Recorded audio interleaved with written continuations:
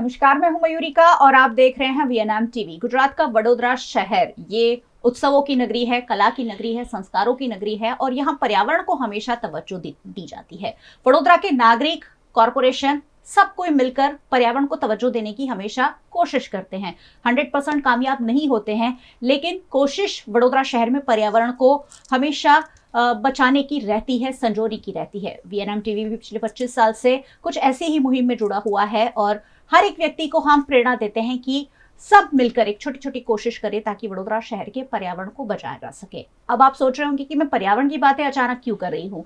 वो इसलिए कि हाल ही में गुजरात राज्य के वन विभाग ने एक परिपत्र जाहिर किया है जिसमें कोनोकार्पस जो गुजरात में लगे हैं, वडोदरा शहर में कई जगह पर लगे हैं और कोनोकार्पस कहीं ना कहीं हमारे लिए नुकसानदायक साबित हो सकते हैं, ये कहना है। और इसलिए नए कोनोकार्पस अब नहीं लगाने हैं। चलिए, नए कोनोकार्पस तो नहीं लगेंगे, लेकिन वडोदरा शहर में ऑलरेडी बहुत सारे कोनोकार्पस लगे हुए हैं। जब ये लगाने की शुरुआत की गई थी तब भी वडोदरा के पर्यावरणविदों ने खुलकर विरोध किया था कि कोनोकार्पस नहीं लगाने हैं, बहुत ज़्यादा पानी सोखते हैं और हो सकता है कि एलर्जी भी फैलाते हों। अब वन विभाग ने भी ये मान लिया है कि कोनोकार्पस हमारे लिए नुकसानदायक हो सकते हैं, लेकिन अब कोनोकार्पस को कैसे हटाना है। वडोदरा शहर के लोग भी कहीं ना कहीं डरे हुए हैं कि ये जो पेड़ सोसाइटी में डिवाइडर पर लगे हुए हैं वो उन्हें आगे चलकर नुकसान तो नहीं पहुंचाएंगे।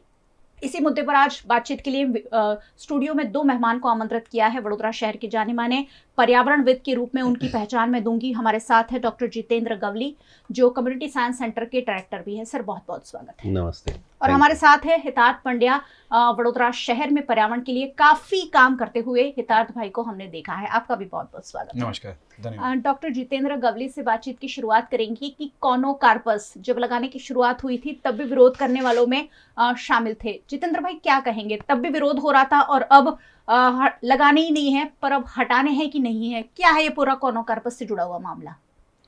ये काफ़ी बार इसका सोशल मीडिया में भी काफ़ी चीज़ें आ चुकी है और मैं ये नहीं कहूँगा कि सोशल मीडिया की सारी बातें सच होती है, लेकिन वैज्ञानिक तौर पर ये it has been proven fact. अभी तो ये मानना पड़ रहा है पूरे दुनिया को कि अपनी जो नेटिव स्पीशीज़ जहाँ पे है, वो जहाँ पे इवोल्यूशन उसका हुआ है, जहाँ पे वो उसका प्रजातियों का विस्तार हुआ है और वो नेचुरली अडेप्ट करके हज़ारों या लाखों साल से कुछ प्रजातियां हमारे किसी भूस्तर में पाई जाती है, तो उन्हीं को हमको संजोगना चाहिए। उन्हीं की संख्या में बढ़ोतरी, या जब भी आप प्लांटेशन करो तो उसी का सोच रखना चाहिए। तो ये चीज़ें अभी, क्योंकि जितना विज्ञान जानने लगेगा उतनी बार ये पता चलने वाली बात है कि जो नेचुरल साइंस है वो भी यही कहता है जी। तो कोनोकार्पस अकेला एक ऐसा नहीं होता है इस केस में कि जो खामखा हम लोग लेकर आए, ऐसी बात नहीं है जी। और भी हमने पहले भी ऐसी, ये शुरुआत जब से हमने 2 देशों के बीच में जब एक्सचेंज होती है सीड की या क्रॉप की या प्लांट्स की, या उसमें फिर ट्री होते हैं, श्रब्स होते हैं, कुछ क्लाइंबर्स होते हैं, कुछ बहुत सारे क्रॉप्स होते हैं जी। तो ये बीज का लाना और उनको लगाना, हाइब्रिड वैरायटी का डेवलप करना और उनको लगाना with some economical benefits, with some production benefits कि ज़्यादा प्रोडक्शन हो। पेड़ों की जब बात आती है तो ज़्यादातर उसका ग्रोथ देखा जाता है। जो सोशल फॉरेस्ट्री में आते हैं पेड़, तो उनका हमेशा कंसिडरेशन वही रहता है कि भाई इसको कम से कम उसकी जद्दोजहद करनी पड़े, बहुत कम एफर्ट में इजीली ग्रो हो जाए, जिनको पानी कम दो तो भी चलेगा या मुनासिब हो जाएगा उसके लिए, उसकी ग्रोथ फास्ट है। तो ये सारी चीज़ें अगर कोई क्वालिफाई करता है तो वो आ ही जाता है, प्लांटेशन में आ जाता है। तो हमारे देश में कोनोकार्पस जो है नेचुरली, अगर उसका पुराना रिकॉर्ड देखा जाए तो साउथ इंडिया में दरिया के किनारे वो पाया गया था। उसका प्लेस ऑफ ओरिजिन जो है वो ऐसा कहा जाता है, क्योंकि बहुत सारे पुराने पेड़ अवेलेबल है उस पर से, कि वेस्टर्न अफ्रीका में भी है और ईस्टर्न अफ्रीका में भी है। तो नेचुरली हम लोग क्योंकि ईस्टर्न अफ्रीका के पूर्व में है, तो हम ये सोच सकते हैं कि हमारे यहाँ देश में अगर नेचुरली कोई सीड कभी आके एस्टेब्लिश हुआ है तो वो ईस्ट अफ्रीका से होगा जी। लेकिन हुआ क्या है कि पिछले, मैं कहूँगा 10 सालों में कोनोकार्पस ने धीरे धीरे अपनी पकड़ मजबूत की, उसको बहुत सारा एप्रिसिएशन मिला क्योंकि उसकी जो ग्रोथ है मेन तो जी। वो बहुत अच्छे से हो जाती है, कम भी पानी दो तो भी हो जाती है। वो खुद अपने आप को अडेप्ट भी कर लेता है, क्योंकि उसका जो प्लेस ऑफ ओरिजिन है या नेचुरल स्टेट जहाँ पे वो मिलता है, तो वो as an associate of mangrove, यानी जो चेर जो वृक्ष हम जो गुजराती में बोलते हैं, जो दरिया के किनारे होते हैं, तो चेर जो ऐसे है जो सलाइन वाले एरिया में होते हैं, तो वैसे सलाइनिटी वाले एरिया में कोनोकार्पस चेरों के साथ ग्रो करने वाला यानी एसोसिएट स्पीशीज है नेचुरल कंडीशन। तो इसका मतलब ये हुआ कि दरिया पे तो ये आराम से उग जाएगा, दरिया के किनारे तो ये उग ही जाएगा, लेकिन मेनलैंड में भी वो अपने आप को अडेप्ट कर लेता है। और उसके लिए डेफिनेटली उसके जो फिजियोलॉजी है वो जिम्मेदार है कि भाई वो अडेप्ट कैसे कर लेता है। उसके भी बहुत सारे एनाटॉमिकल स्टडीज हो गए हैं। उसके रूट सिस्टम बहुत जोरदार है, वो बहुत डेप्थ तक अपने रूट सिस्टम को गाड़ सकता है। अच्छा। तो ये ऐसे कुछ कुछ बातें हैं जिससे कोनोकार्पस को तवज्जो दी गई सोशल फॉरेस्ट्री में या नर्सरी में। और होता क्या है कि जहाँ पे कुछ नहीं हो रहा हो, आजकल हुआ ये है कि बहुत ट्रेंड होता है ना, मेरे पास पैसा है तो मैंने अपना बंगला खरीद लिया, जमीन ले ली, और मैं आर्किटेक्चर को कहता हूँ कि भाई मुझे तुरंत कुछ बड़ा पेड़ करना है। तो ये एक ट्रेंड है। और आर्किटेक्चर को भी ऐसे कोई इकोलॉजिकल नॉलेज दी नहीं जाती, उनके ट्रेनिंग में भी बहुत कम शायद पढ़ाते हैं, जहाँ पे लैंडस्केप इकोलॉजी की बात होती है। वो भी वही सोचते हैं कि जो इजीली ग्रो हो वैसे पेड़ों को वो बढ़ावा खुद दे देते, वो डिज़ाइन में रख देंगे। तो उनको कुछ करना नहीं, वो आर्किटेक्चर सीधा जाएगा, नर्सरी वाले को ऑर्डर देगा और वो आ जाएगा पेड़ उसके आंगन में। बड़ौदा में सिर्फ कॉरपोरेशन ने ही ऐसे कोनोकार्पस को हजारों की संख्या में नहीं लगाया है, लेकिन ऐसे प्राइवेट जिनके आंगन है या जिनके अपने फार्म हाउसेस है, वो लोग अगर चाहते हैं कि रोड से आपका फार्म हाउस तुरंत घर दिखे नहीं और जल्दी से ऊंची खड़ी हो दीवार, ऐसे कुछ उगाना है, तो कोनोकार्पस वहाँ पे भी लग गए हैं। तो ऐसे हर जगह पे, स्कूलों में भी काफ़ी जगह देखा। मैं आज सुबह वडसर ट्री पार्क साइड गया था कॉरपोरेशन की, हमने कोनोकार्पस हमारे लिस्ट में नहीं दिया था। कोनोकार्पस जो ट्रीज की आप बात कर रहे हैं, मिशन मिलियन ट्री, जहाँ पे 2018 में मैं और हितार्थ पंड्या हम लोग काम कर रहे थे एज एन एडवाइजर। लेकिन हमने तो तब हमारे लिस्ट में तो कोनोकार्पस था नहीं, लेकिन कॉरपोरेशन ने भी उसको इस तरह घुसाया है और हर जगह रोड के साइड में डिवाइडर पे हजारों की संख्या में कोनोकार्पस लग गया, जिसका हमने विरोध किया। कॉरपोरेशन के साथ हमारा नाता भी छूटा, तीसरे ही महीने को हमने डिसकंटिन्यू कर दिया एडवाइजर के पोस्ट को, और हमने मना कर दिया कि अगर हमारा सुनते नहीं तो हमें ये नहीं चाहिए। हम अपने ही लोकल लेवल के वृक्षों की बात करके बैठे थे कि हमको ये लगा। कोनोकार्पस थे या और भी ट्रीज थे उसमें? ये एक रीजन था हमारा, और भी पैटर्न में पेड़ है जो हमको नहीं लगाने चाहिए लेकिन आ जाते हैं। इसमें फॉरेस्ट डिपार्टमेंट ने अभी एक सयानी बात की है, ऐसा सर्कुलर निकालकर कि भाई कोनोकार्पस हम लोग नहीं लगाएंगे, नर्सरी प्रैक्टिस नहीं करेंगे। इसका सीधा सा मतलब यही होता है कि सिर्फ फॉरेस्ट डिपार्टमेंट की नर्सरी में कोनोकार्पस नहीं रहेगा, लेकिन फॉरेस्ट डिपार्टमेंट को कोई पावर नहीं है कि वो प्राइवेट नर्सरी वालों को स्टॉप करेगा। तो ये ऐसा ओवरनाइट कोई चेंज आ गया ऐसी कोई बात नहीं है। सिर्फ इसको अभी ज्यादा हवा मिली है क्योंकि फॉरेस्ट डिपार्टमेंट जब बोल रहा है तो भाई सब मतलब सोशल मीडिया है या मीडिया है, उन्होंने अभी इस मुद्दे को समझा है। लेकिन हमने तो ये 18 में ही विरोध किया था कि ये कॉरपोरेशन क्यों ला रहा है इस चीज को बड़ौदा में। जी, और वीएनएम टीवी पर भी जितेंद्र भाई के साथ और हितार्थ भाई के साथ ये बात पहले ही हो चुकी। कोनोकार्पस हमारे लिए हो सकता है कि कहीं ना कहीं गड़बड़ वाले हो। कोनोकार्पस का विरोध रोहित प्रजापति भी हमेशा करते आए हैं। हितार्थ भाई के पास चलते हुए, हितार्थ भाई, कोनोकार्पस को लेकर आपका क्या मानना है? अब उग तो गए हैं बहुत सारे और हो सकता है कि हार्मफुल भी हो, लेकिन अब क्या किया जा सके? लोग जो हैं कहीं ना कहीं डर रहे हैं। आपसे भी सवाल होते होंगे, हमसे भी सवाल हो रहे हैं कि हमारी सोसाइटी में लगे, हमारे आसपास लगे, अब उनका करे क्या? तो क्या जवाब है आपके पास? डॉक्टर जितेंद्र गौड़ी एक बॉटनिस्ट है, उन्होंने इस विषय के ऊपर पीएचडी किया है, तो उनका जो मंतव्य है वो एक साइंटिफिक मंतव्य है और उसी के आधार पर समाज में एक परसेप्शन बनता है, एक सोच बनती है कि ये अच्छा है या बुरा है। तो मैं तो ऐसा कहूँगा कि जितने भी बॉटनिस्ट है, जो बॉटनी डिपार्टमेंट हमारा एमएससी ने, उनकी एक जिम्मेदारी बनती है कि एक सही रास्ता लोगों को दिखाए। क्योंकि मैं मेरे खुद की बात करूंगा तो मैं इनको पूछता हूँ कि ये सही या गलत है। तो मैं एक सामान्य व्यक्ति हूँ और मेरी पेड़ के बारे में सोच बहुत ही सीमित होती है। ये मैं इतने साल काम करने के बाद बोला, अभी भी मैं अपने आप को बहुत ही सीमित ज्ञान है ऐसा ही बोलता हूँ। तो आप सोच सकते हो कि एक एकदम सामान्य इंसान है जो शिक्षक नहीं, या तो इस विषय में ज़्यादा रस नहीं ले रहा है, जिनको सिर्फ अपने आंगन में कुछ लगाना है, तो उसके पास तो बहुत ही सीमित ज्ञान होता है जी। तो उस सीमित ज्ञान को हमको उस तरीके से बढ़ाना पड़ेगा कि अगर मेरे आंगन में मुझे पेड़ लगाने हैं तो कौन से पेड़ होने चाहिए।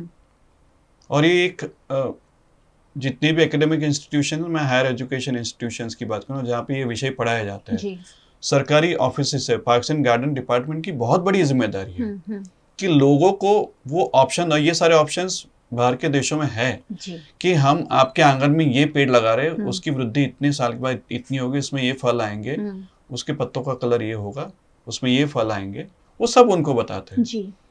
तो जब हम मास प्लांटेशन करते हैं, हर साल जब ये वन महोत्सव होता है, तब लोगों को गुहार दी जाती है कि आप पेड़ लगाओ, पेड़ लगाओ। लेकिन आज तक कॉरपोरेशन ने ऐसा मुहिम नहीं छेड़ा है कि जहाँ पे वो हमको बता दे कि आपके विस्तार में आप ये पेड़ लगा सकते हैं। वो एक जिम्मेदारी होती है, एक सरकार, एक इंस्टीट्यूशन है, एक सरकारी इंस्टीट्यूशन है, तो एक जिम्मेदारी बनती है। तो एक आम इंसान की जो मैं ऐसा कहूँगा कि उसका जो लैक ऑफ नॉलेज है, तो वहीं पे तो इंस्टीट्यूशंस काम आते हैं। क्यों नहीं एकेडमिक इंस्टीट्यूशंस और गवर्नमेंट इंस्टीट्यूशंस अपने आप को जोड़ के लोगों को एक रास्ता दिखाए कि आपके आंगन में इतने इतने पेड़ लग सकते हैं। भले ही वो पेड़ मैं लगाने वाला हूँ या तो मेरे पड़ोस में जो रहते हैं वो लगाने, लेकिन वो ज्ञान है बहुत सीमित है जी। उसके चलते हुए, ये सीमित ज्ञान के चलते हुए लोगों ने कोनो कार्पस, जैसे सर ने बताया वैसे उन्होंने लगा दिए। जैसे पार्टी प्लॉट की बात की मैंने देखा है, और मैंने खड़े रह के उनको बताया कि आप लगा रहे हो, अभी लगा रहे हो, लेकिन 3 साल के बाद ये दानव की तरह काम करेगा, आपके आंगन में जो अच्छे पेड़ उसको मार डालेगा। तब उन्होंने नहीं समझा, क्योंकि उनका ज्ञान सीमित था जी। कोई ऐसा सर्टिफिकेशन नहीं था, किसी ने उनको बोला नहीं था। आज वही चीज हुई, उनके जो कंपाउंड थी उसमें बहुत अच्छे और भी पेड़ थे जो फूल अच्छे से दिखते थे, वो सारे पेड़ मर गए, क्योंकि कोनोकार्पस का ग्रोथ इतना एक्सपोनेंशियल होता है कि वो बाकी किसी को भी आगे नहीं बढ़ने देता। अच्छा। अब वो पछता रहे और अब वो निकालना भी शुरू करे, जैसा आपने बोला कि अब लोग अपने आप ये कदम ले रहे हैं, क्योंकि अब उनको पता चल रहा है। तो ये जो एक level of awareness with in the society, जो समाज में एक ज्ञान होना चाहिए पेड़ों को लेके, बहुत कम है जी। वहां पे मैं बोलूंगा कि हम सबको मिलके, मीडिया है, कॉर्पोरेशन का पार्क्स एंड गार्डन डिपार्टमेंट है, फॉरेस्ट डिपार्टमेंट है, एकेडमिक इंस्टीट्यूशंस है, उनको सबको मिलके ये ज्ञान को लोगों तक पहुंचाना पड़ेगा और सरल शब्दों में पहुंचाना पड़ेगा। मुझे सिर्फ एक लिस्ट चाहिए जी। मैं तो एक आम इंसान हूँ, मुझे एक लिस्ट है कि मैं कौन सा पेड़ लगा सकता हूँ। तो एक वो लिस्ट होगा कि आप इनमें से चूज कर लो, अच्छा है कोई भी लगा लो जी। तो तब जाके जो पेचीदा मामला अभी हो गया है वो ये दिन देखना नहीं पड़ता, क्योंकि तब कोई गाइड करने वाला नहीं था जी जी जी। वेस्टर्न कंट्रीज की बहुत सारी चीजें हमने अपनाई है, लेकिन ऐसी चीजें हमने नहीं अपनाई है जो सही में फायदेमंद साबित हो। वेस्टर्न कंट्रीज में ये सारी चीजें आपको समझाई जाती है। मैंने जितेंद्र भाई, आपको याद होगा सर, हमने पिछले दिनों ये ऐसा कुछ टॉक किया था कि हमें कौन से पेड़ अपने आंगन में लगाने चाहिए, क्योंकि लोगों को पता ही नहीं। हमारे लिए पेड़ मतलब एक हरा भरा पौधा हमें मिल गया, चाहे कहीं से भी मिलाओ, हम लाके अपने आंगन में लगा देते हैं। वो लगेगा कि नहीं वो हम नहीं सोचते, वो हमारे लिए फायदेमंद है कि नहीं वो भी नहीं सोचते हैं, उसकी रिक्वायरमेंट क्या है, उसकी सॉइल मिक्सचर क्या है, कुछ हमें नहीं पता होता है। पेड़ हमारे हाथ में आया, हमने लगा दिया। कोनोकार्पस के बारे में अब ऐसा ही हुआ है, और अब जो लग गए हैं उन्हें हटाने की कई सोसाइटी वालों ने शुरुआत की है। कई सोसाइटी वालों से आज मेरी बात हो रही थी, तब उन्होंने बताया कि हमने अपनी सोसाइटी को दूसरी सोसाइटी से अलग दिखाने के लिए बहुत सारे कोनोकार्पस लगा दिए, और अब तो ये हमारी जान पर आफत बन गए हैं। तो कॉर्पोरेशन की तो कोई पॉलिसी है नहीं कि इसे कैसे दूर करेंगे, तो सोसाइटी वाले खुद दूर कर रहे हैं। आर्किटेक्ट एसोसिएशन से मेरी बात हुई, उनके पास भी कोई ऐसा अब ठोस विचार नहीं है, या अब नहीं, आगे तो नहीं लगाने, लेकिन जो लगा दिए हैं उन्होंने उसको अब हटाने की बात हो रही है। तो आर्किटेक्चर एसोसिएशन है वो भी थोड़ा कंफ्यूज है कि अब ये पूरे इतने हजारों पेड़ लगा दिए, उसे हम हटाएं कैसे, क्या सही में हटाने की जरूरत है। जितेंद्र सर से पूछूंगी, डॉक्टर साहब, क्या कोनोकार्पस इतने ज्यादा हार्मफुल हैं कि हमें उसे हटाने ही पड़ेंगे, भले ही वो हजारों की तादाद में है? उसके मतलब उसको लेकर जो अभ्यास हुए हैं वो ऐसा स्टडीज बताते हैं कि सच में इसकी वाटर रिक्वायरमेंट ज़्यादा है। जब जैसे ट्री बढ़ता है जी। तो उसकी वाटर रिक्वायरमेंट बहुत बढ़ जाती है। शुरुआत में कम पानी में उगने वाला या अभी भी जो बड़े पेड़ है उनको कम पानी दो तो भी वो जिंदा रहेंगे, मर नहीं जाएंगे। अच्छा। लेकिन वो कम्पीट करेंगे दूसरे ट्री को लेकर। जहाँ पे डिवाइडर के बीच में कोनोकार्पस है और जहाँ पे कोई छाया नहीं है, तो मैं टू व्हीलर के, क्योंकि मैं भी टू व्हीलर चलाता हूँ, मुझे पता है गर्मी के दिनों में हमारे यहाँ लगभग 5 से 6 महीने आप बिल्कुल सूरज की जो धूप होती है वो बहुत भयंकर होती है। हमेशा ट्रैफिक सिग्नल पर पेड़ ढूंढते हैं। और हमेशा ट्रैफिक सिग्नल पर तो मतलब ट्रैफिक सिग्नल पर गवर्नमेंट के रूल्स ऐसे है कि बैनर नहीं होने चाहिए, लेकिन बैनर खुद गवर्नमेंट लगाती है जी। जो डिस्ट्रैक्ट कर सकता है ट्रैफिक को, और पेड़ नहीं उगने देती। वो मतलब और भी दूसरी बड़ी बात है, शायद बैनर को दिखाने के लिए पेड़ नहीं होते हैं रोड साइड में। जहां जहां ऐसे पॉइंट होंगे आप स्टडी करके देखिए, वहां पे पेड़ नहीं उगने देते या कटवा देते हैं। तो ये एक बात है जो करप्शन का मामला है बिल्कुल। लेकिन जब हम कोनोकार्पस की बात करें तो मैं ये कहना चाहूंगा कि जो छोटे पेड़ है उसे हम हटा सकते हैं, वो हमारे बस की बात है। जैसे सोसाइटी की आपने बात की, हमने अगर अपने आंगन में लगाए तो हम उसको हटा सकते हैं। तो ये जहाँ पे पॉसिबल है लोगों को खुद को करना पड़ेगा। लेकिन जैसे हितार्थ बोल रहा है कि ये एकदम सही बात है कि 5 से 6 ऐसे ऑर्गेनाइजेशन है, जैसे बॉटनी डिपार्टमेंट लोकल यूनिवर्सिटी के लोग हैं, जो जानकार हैं, वनस्पति शास्त्री लोग हैं, जो फॉरेस्ट डिपार्टमेंट के लोग हैं, कॉरपोरेशन के पार्क्स एंड गार्डन की सबसे बड़ी जिम्मेदारी है, जिन्होंने ये इतना बड़ा प्लांटेशन कर रखा है। तो उनकी ये जिम्मेदारी बनती है कि वो लोगों में जाए और ये बात बोले कि भाई ये मत लगाओ, ये लगाइए। और उसकी पूरी लिस्ट अवेलेबल है, और हमारे पास कोई हमको जरूरत नहीं कि बाहर से पेड़ लाके लगाए। हमारी खुद की डाइवर्सिटी बहुत है पेड़ की। मतलब अगर मैं, क्योंकि मैंने ट्रीज ऑफ गुजरात जब किया कंपाइलेशन फॉरेस्ट डिपार्टमेंट के साथ रहकर, तो तब मुझे पता चला कि भाई इतनी संख्या में तो हमारी खुद की डाइवर्सिटी है। गुजरात में करीबन 300 पेड़ है जो हमारे नेटिव है, तो हम क्यों वो नहीं लगाएंगे? मतलब why we need to have कि someone from outside coming and then encouraging our area, मतलब पूरा एरिया को एनकम्पासिंग करेंगे। Why we want that? हमको क्यों करना है? तो एक ये है, इसमें काफी सिर्फ कोनोकार्पस का ये नहीं है, प्रॉब्लम नहीं है। आप देखो तो जो भी ग्रेगेरियस ग्रोथ करता है, एग्रेसिव ग्रोथ करता है, वैसे हमने बाहर से ही लाए पेड़ है। गांडा बावल सबको पता है, प्रोसोपिस जूलिफ्लोरा, वो सब जानते हैं भाई, उसने पूरे इंडिया में अभी राज करके रखा है। भारत देश में सबसे ज्यादा डोमिनेंस नंबर वाइज अभी गांडा बावल का है। अच्छा। जो बहुत खतरनाक चीज है। दूसरी बात, अभी लिसो बावल करके भी हम लोग लेकर आए। अच्छा। ल्यूसीना करके नाम है उसका, वो भी अपने आप ग्रो करने वाली चीज है, तो उसको भी हम लोग अवॉइड कर सकते हैं। मारुक, रुखड़ो जिसको बोलते हैं, वो भी इस तरह बढ़ रहा है। ड्राई एरिया में वही हो रहा है सब जगह। तो वो क्योंकि एडेप्टिव है स्पीशीज, बहुत कम पानी में उग जाता है, तो वो हो रहा है। तो ये सबको, इजरायली बावल है, तो ये जो 3-4 बबुल के स्पीशीज है अलग अलग, मतलब नॉट नेसेसरी वो अकेशिया है सारे, लेकिन इनको हटाना पड़ेगा, इनको धीरे धीरे कम करना पड़ेगा। कोनोकार्पस का भी यही हो सकता है हर्ष, कि हमको उसको हटाना चाहिए। लेकिन मैं फिर से वही कहूंगा कि जहाँ पे रोड डिवाइडर में बिल्कुल सनलाइट स्ट्रेट गिर रही है, साइड के कोई पेड़ नहीं है, तो वहां पे उसको रखे। पूरा का पूरा कोनोकार्पस हटा दोगे, आप सोचो तो ग्रीन कवर ही नहीं रहेगा। बिल्कुल। तो उसका बहुत एडवर्स इम्पैक्ट हमारे क्लाइमेट पे हो सकता है। हाँ, क्योंकि अब नए पेड़ लगाएंगे तो उसको भी ग्रो होने में लग जाएगा। अल्टरनेट ट्री को हटाएं और हमारे नेटिव उसको रिप्लेस करके लगाएं, तो वो हो सकता है। और हमारे यहाँ एवरग्रीन स्पीशीज की कोई कमी नहीं है कि जो हमेशा अच्छे छाया दे सकती है।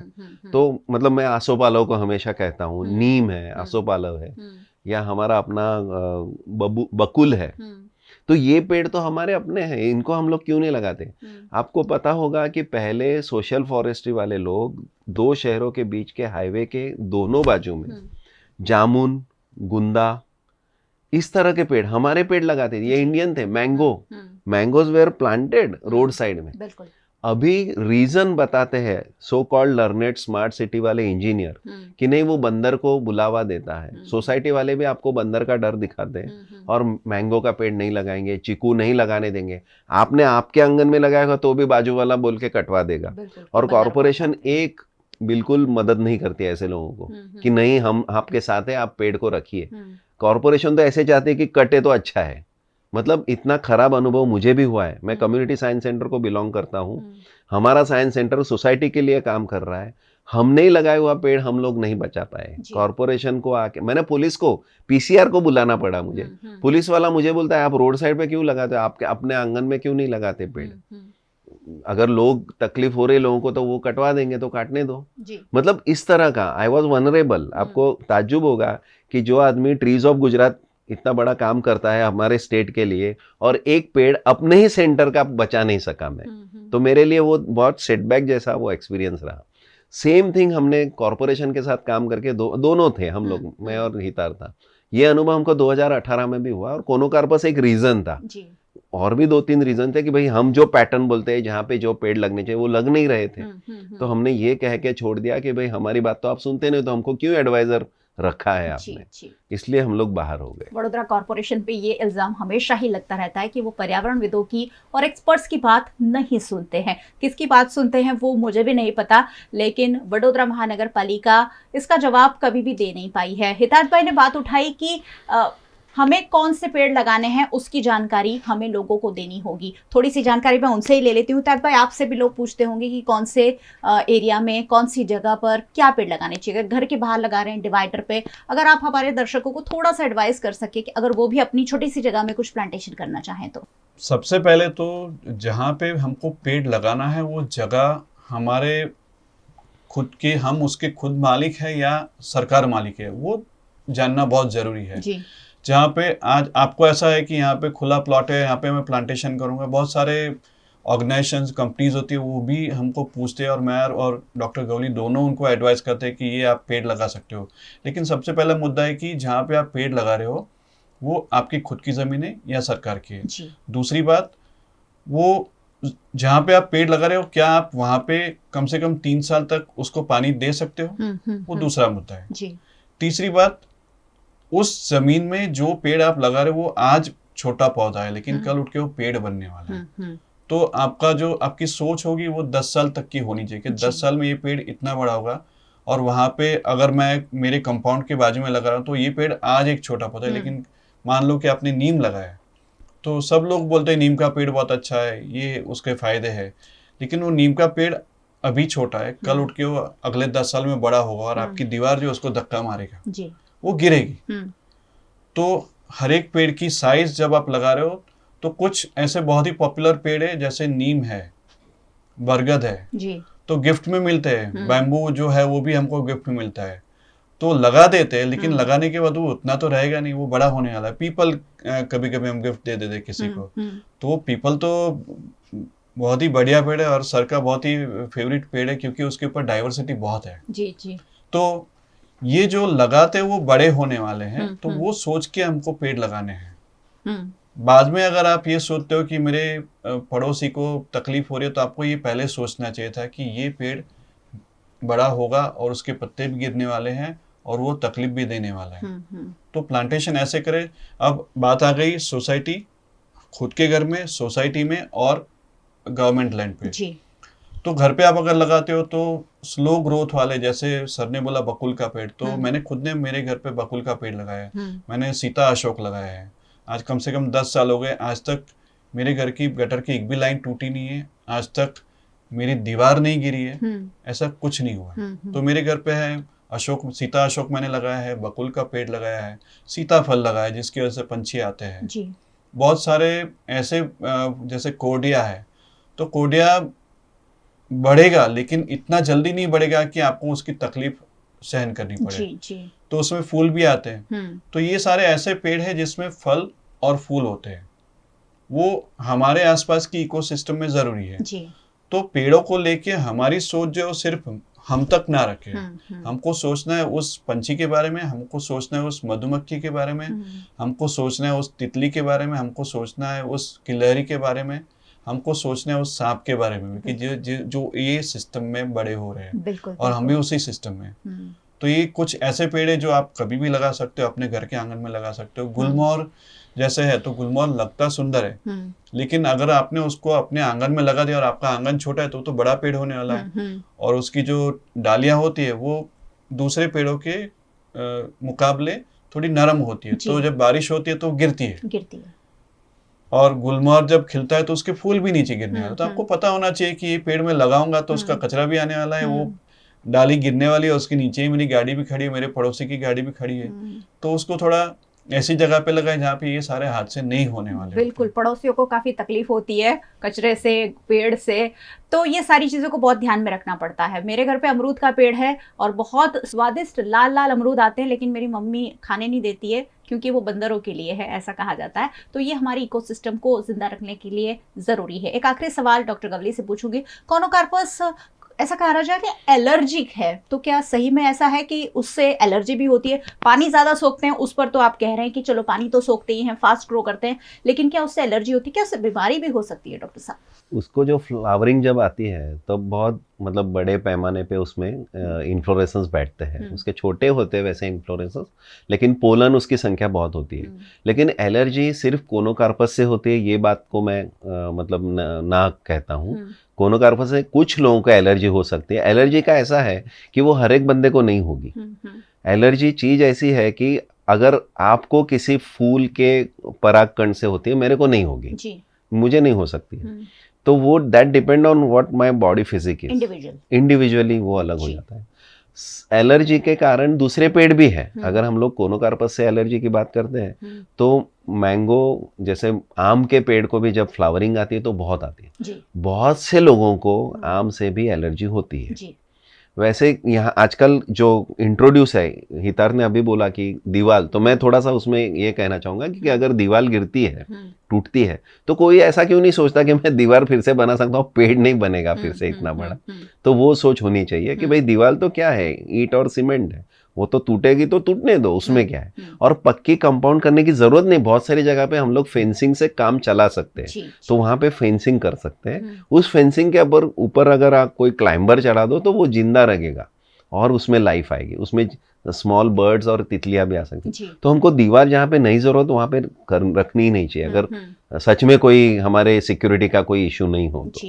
If you are not that important, कोई हम लोग सेलिब्रिटी नहीं है, तो हमको बड़ी बड़ी दीवारें करने की भी जरूरत नहीं है हमारे घर के आसपास। तो ये एक मुझे ऐड करना था।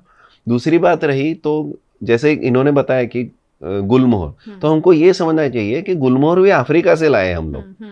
पेल्टोफोरम है जो रोड साइड में अक्सर लगाते हैं हम लोग, गुलमोहर है, इजरायली बबुल की मैंने बात की, गांडो बबुल की बात की, कोनोकार्पस, ये सारे इंट्रोड्यूस है, हमारे इंडिया के तो है ही नहीं। मतलब हमारे पुरखों ने 100, 150, 200 साल पहले तो इनको जाना भी नहीं था, पता भी नहीं था। और हमारे खुद के नेटिव स्पीशीज बहुत है जो आराम से उग सकते हैं। इन्होंने कॉर्डिया की बात, कॉर्डिया इज गुंदा, तो गुंदा में भी बहुत सारे वेरिएंट है हमारे यहाँ जो हम लोग लगा सकते हैं। छोटी गुंदी आती है, उसके भी फल बर्ड्स खाते हैं और वो स्लो ग्रोइंग है। पिलूडी है, वो भी स्लो ग्रोइंग है, तो ये हम लोग लगा सकते हैं। तो मैं यही कहूंगा कि एलर्जी की जैसे आप बात कर रहे हो, तो एलर्जी सिर्फ कोनोकार्पस से होती है ऐसा नहीं है। मतलब एलर्जी को मैं सेकेंडरी गिनता हूँ। अगर वाटर कंजम्पशन है तो yes, that is worried part, क्योंकि उसके वो भी पता चले हैं, उसके जो रूट सिस्टम है वो बहुत स्ट्रांग है। तो कोई पुरानी पाइपलाइन है, सड़ी गली पाइपलाइन है, तो उसमें वो रूट सिस्टम जाएगा। लेकिन वो दूसरे पेड़ का भी मतलब किस्सा हो सकता है, ऐसा जरूर नहीं कोनोकार्पस ही ऐसा करेगा। लेकिन कोनोकार्पस सच में जो बड़े पेड़ है जहाँ पे कुछ नहीं हो रहा है वहां पे छोड़ दिया जाना चाहिए, मेरा ऐसा मानना है। जहाँ पे हम लोग हटा सकते हैं उसको अल्टरनेट, एकदम एट अ टाइम निकाल दोगे तो भी फिर से सनलाइट बढ़ जाएगा। तो उस क्लाइमेट को हम लोग धीरे धीरे अल्टर कर सकते हैं with our replacing by our own species, हमारे नेटिव स्पीशीज को लगा। यानी जो डर लोगों में दिख रहा है उससे बहुत होवा बनाने की जरूरत नहीं है। कोनोकार्पस है, लेकिन ऐसा नहीं कि रातों रात हमें कोई नुकसान पहुंचा रहे हैं, धीरे धीरे उसका रिप्लेसमेंट किया जा सकता है। और यही बात कोनोकार्पस को लेकर लोगों में जो डर देखने मिल रहा है, क्योंकि वडोदरा शहर में हजारों पेड़ लगा दिए गए हैं जो बड़े बड़े हो गए हैं, वो छाया भी दे रहे हैं, हवा भी दे रहे हैं, और ऐसे में उसे रातों रात रिप्लेस करना कॉर्पोरेशन के लिए भी संभव नहीं है, वडोदरा के लोगों के लिए भी संभव नहीं है। ऐसे में धीरे धीरे जो यहाँ के हमारे खुद के पेड़ है उसके साथ रिप्लेस करने की बात एक्सपर्ट कर रहे हैं। बहुत बहुत शुक्रिया आप लोग हमारे साथ जुड़े। और कुछ जोड़ना चाहते हैं एंड नोट पर अगर आप लोग? एक शिक्षक हूँ तो हमेशा चाहूँगा कि ये जिम्मेदारी शिक्षकों की भी है, क्योंकि हम लोग एक जनरेशन नया बना रहे हैं। तो पेड़ लगाने में जो गलतियाँ हो रही है तो उसको हम स्कूल लेवल पे एक शिक्षक के तरीके से भी, एक शिक्षक की हैसियत से भी बच्चों को समझा सकते हैं, ताकि ये जो गलतियां आज हो रही है वो आने वाला जनरेशन ना करे। बिल्कुल, बच्चे बहुत स्मार्ट होते हैं और ऐसे में बच्चों को एजुकेशन देना बहुत ज़रूरी है। मैं बहुत सालों से देख रही हूँ कि हिताज भाई स्कूल में बच्चों को ये सारी समझ दे रहे हैं और मुझे लगता है हर स्कूल को ये इनिशिएटिव लेना ही चाहिए। डॉक्टर साहब, आपने तो बहुत अच्छी बात की कि कोनोकार्पस धीरे धीरे हटाना चाहिए। कॉर्पोरेशन को कोई सलाह अगर देना चाहें आप? मैंने कॉर्पोरेशन को ईमेल लिखा है जी। करीबन 1 महीना हो गया इस बात को। जब ये कोनोकार्पस काटने की बात आई तब मैंने यही लिखा है उनको कि ये, क्योंकि ये अगर नेचुरल उसका एसोसिएशन देखो तो इट इज मैंग्रोव वाला पेड़, तो हमारा काफी दरिया अभी भी खुला है। तो हम लोग जम्बूसर के एरिया में जहाँ पे सैलिनिटी इंक्रीज भी है जी, तो वहां पे कोनोकार्पस, क्योंकि कुछ नहीं हो रहा है, लिटरली वो पूरे के पूरा बैरन एरिया है जी। आप जब भी जाओगे तो आप देखोगे कि खंबात का अखात के अंदर बहुत सारे ऐसे एरिया है कि जहाँ पे खारपट है, मतलब पूरा सॉल्ट है एरिया। तो वहां पे कोनोकार्पस जो कटे हैं यहाँ से, उनको अगर वहां पे डाल दिए जाए तो वो रीजनरेट कर लेंगे। तो मैंने कॉर्पोरेशन को ऐसे लिटरली एक रिक्वेस्ट लेटर लिखा है, सजेशन के तौर पर कॉर्पोरेट कमिश्नर को लिखा है कि आप यहाँ पे काट रहे हो तो एटलीस्ट यहाँ से उठा के वहां जाके लगा दो। जैसे गणपति विसर्जन की बात होती है तो काफी कुछ आर्टिफिशियल पॉन्ड में गणपति विसर्जन तो हो जाता है, लेकिन अल्टीमेटली वो सारा का सारा पीओपी अभी भी बन रहा है और वो पीओपी जाता तो समुंदर में ही है और वो ट्रक ही जाते हैं। तो वहां पे क्यों ना कोनोकार्पस भी इसी तरह गणपति के जैसे ही ले जाए और वहां प्लांटेशन करे, तो एटलीस्ट ग्रीन पैच हो जाएगा दरिया के किनारे। तो आगे कभी भी सुनामी या जो भी प्रकोप आता है, दरिया का पानी अंदर घुस रहा है या जो भी, तो उसको हम लोग चेक रख सकते हैं, उसको रोक सकते हैं। तो वहां पे लगने चाहिए कोनोकार्पस। शहर से धीरे धीरे उसका अल्टरनेट पेड़ की कटिंग करके हटा देने चाहिए जी। चलिए, बहुत बहुत शुक्रिया आप दोनों मेहमानों का हमारे साथ जुड़ने के लिए। और कोनोकार्पस को लेकर काफी बातें हो रही है, डर का माहौल है, लेकिन कोई ऐसी डर नहीं है कि रातों रात हटाने ही पड़ेंगे, धीरे धीरे रिप्लेस हो सकते हैं। वीएनएम को आप यूट्यूब चैनल पर देख रहे हैं, जरूर सब्सक्राइब कर लीजिए और बेल आइकन प्रेस कर दीजिए ताकि वीएनएम का हर अपडेट सबसे पहले आप तक पहुंचे, क्योंकि हम यहाँ ऐसी बातें करते हैं जो सीधी सीधी आपसे और हमसे जुड़ी है। फेसबुक पर देख रहे हैं, शेयर जरूर कीजिए। ये सारी बातें आपके दोस्तों और रिश्तेदारों तक पहुंचना भी जरूरी है। आप हमें ओटीटी प्लेटफॉर्म्स पर देखते हैं, डेली हंट, वोडाफोन टीवी, जियो टीवी और जियो टीवी फाइबर 498 नंबर के चैनल पर वीएनएम टीवी को 24 घंटे लगातार देखा जा सकता है। देखते रहिए वीएनएम, जुड़े रहिए वीएनएम के साथ। नमस्कार।